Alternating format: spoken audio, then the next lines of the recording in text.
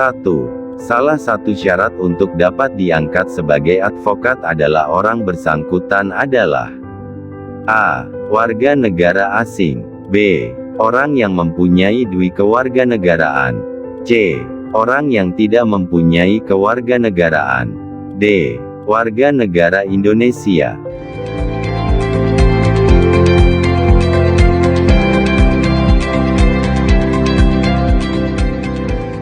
2. Kebebasan advokat untuk mengeluarkan pendapat atau pernyataan dalam membela perkara yang menjadi tanggung jawabnya adalah A. Di mana saja. B. Kapan saja. C. Di dalam sidang pengadilan. D. A, B dan C salah.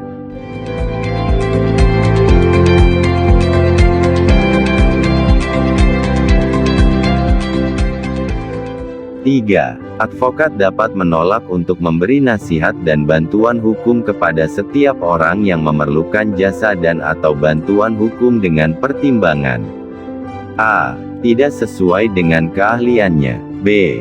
Bertentangan dengan hati nuraninya. C.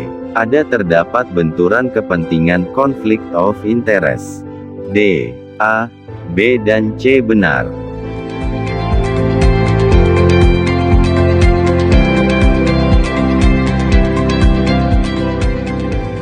4. Kantor advokat dapat mempekerjakan advokat asing sebagai karyawan atau tenaga ahli dalam bidang hukum asing atas izin dari pemerintah dengan rekomendasi dari A. Mahkamah Agung. B. Komisi Yudisial. C. Organisasi Advokat. D. International Bar Association (IBA).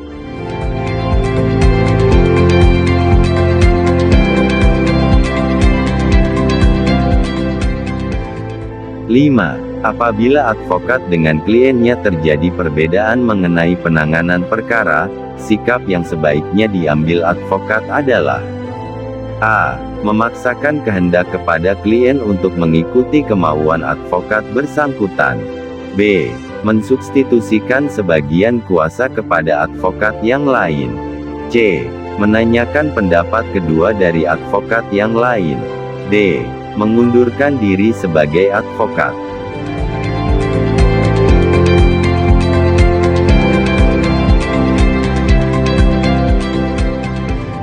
6. Advokat dalam menjalankan profesinya dilarang membedakan perlakuan terhadap klien berdasarkan A.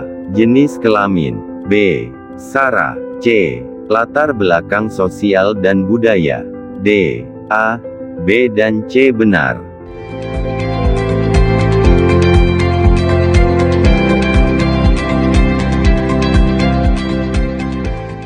7. Sanksi tertinggi yang dapat dijatuhkan oleh Dewan Kehormatan Advokat terhadap advokat yang terbukti melakukan pelanggaran terhadap kode etik advokat adalah A. Pemecatan dari keanggotaan organisasi profesi. B. Menjatuhkan ganti rugi sebesar nilai gugatan. C. Mengumumkan penjatuhan hukuman kepada masyarakat luas. D. A, B dan C salah.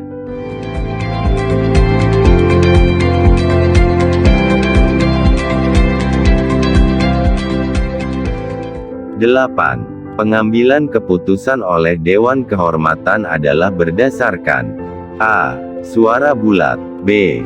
Suara terbanyak. C. Suara minoritas. D. A, B dan C salah.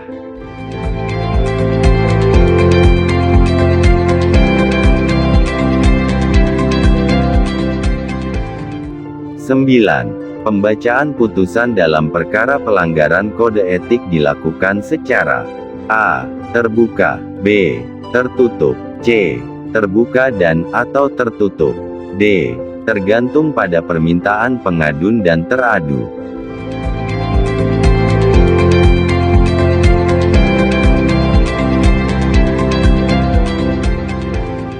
10. Hukuman yang dapat dijatuhkan oleh Dewan Kehormatan Advokat yang terbukti melakukan pelanggaran kode etik adalah A. Peringatan biasa. B. Peringatan keras. C. Pemberhentian sementara untuk waktu tertentu. D. A, B dan C benar.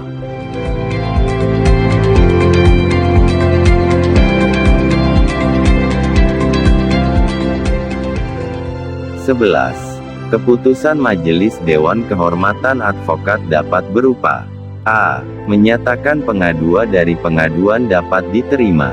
B. Menerima pengaduan dari pengadu dan mengadili serta menjatuhkan sanksi terhadap teradu. C. Menolak pengaduan dari pengadu. D. A, B dan C benar.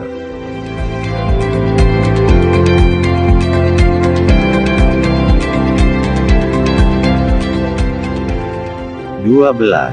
Advokat yang dijatuhi sanksi pemberhentian atau pemecatan dari keanggotaan organisasi profesi diikuti dengan: A. Larangan untuk menjalankan profesi advokat di luar maupun di muka pengadilan. B. Larangan untuk berkomunikasi dengan sesama advokat. C. Larangan untuk berkomunikasi dengan klien salah sementara waktu tertentu dan D. A, B dan C.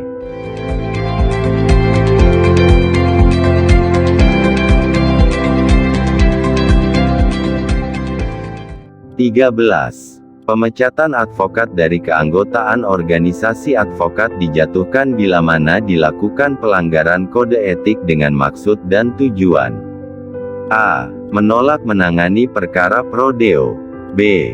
Mengundurkan diri menangani perkara karena terdapat perbedaan dengan klien. C. Merusak citra serta martabat kehormatan profesi advokat yang wajib dijunjung tinggi sebagai profesi yang mulia dan terhormat. D. Meminta tambahan honorarium kepada klien karena waktu kerja sudah melewati waktu yang disepakati sebelumnya dengan klien.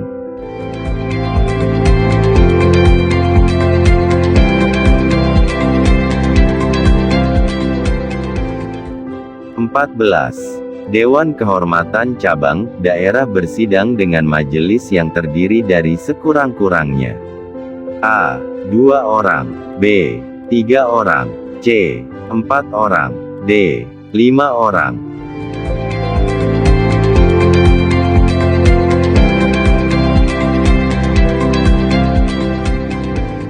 15. Untuk dapat diangkat menjadi advokat, calon advokat harus berijazah: A. Sarjana Hukum. B. Sarjana Ilmu Politik. C. Sarjana Hukum Islam. D. A dan C benar.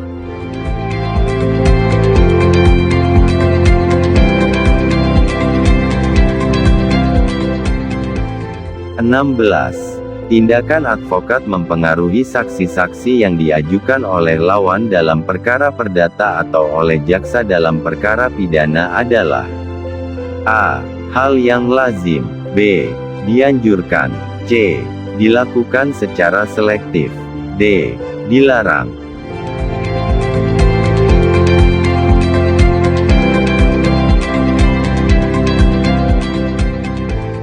17. Dalam salah satu perkara, advokat mewakili pihak penggugat untuk mengajukan gugatan perbuatan melawan hukum melalui pengadilan negeri.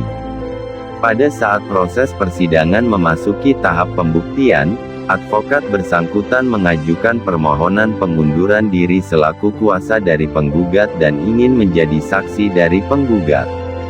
Tindakan advokat yang seperti itu termasuk pada: A. Setiap orang wajib menjadi saksi. B.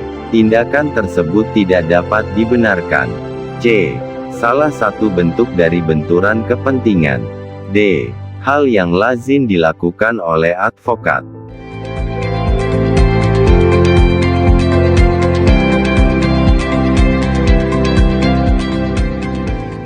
18. Tindakan memberikan bantuan hukum secara cuma-cuma pro deo oleh advokat bagi orang yang tidak mampu adalah bersifat: A. Sukarela. B. Mana suka. C. Wajib. D. A, B dan C salah.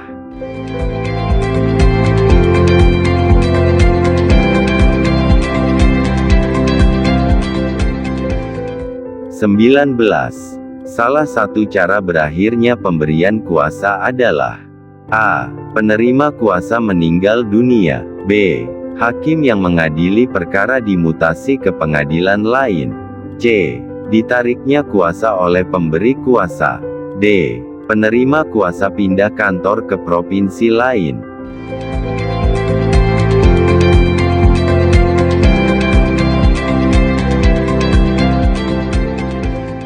20. Bila dalam surat kuasa ada penerima kuasa lebih terdiri dari 5 orang. Dalam hal ada salah seorang penerima kuasa meninggal dunia, maka kewajiban untuk meneruskan pekerjaan penerima kuasa adalah: A. Tidak ada yang bertanggung jawab. B. Penerima kuasa yang masih hidup bertanggung jawab secara bersama-sama. C. Tanggung jawab meneruskan penerimaan kuasa hanya pada sekutu yang paling tua. D. A, B dan salah.